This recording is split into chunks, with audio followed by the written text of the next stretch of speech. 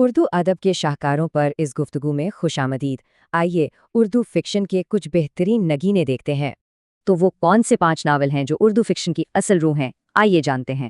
چلیں ریختہ کی فہرست سے چنے گئے 5 ناقابل یقین ناولوں سے اپنا سفر شروع کرتے ہیں۔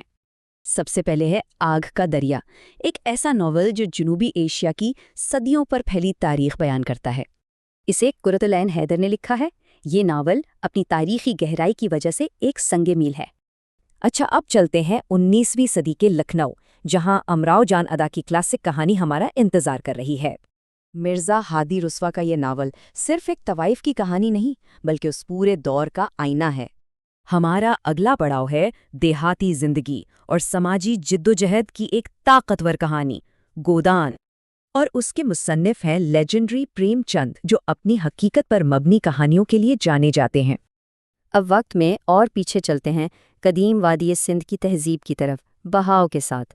مستنصر حسین تارڑ نے تاریخ اور تخیل کو ملا کر ایک بالکل ہی الگ دنیا بنائی ہے۔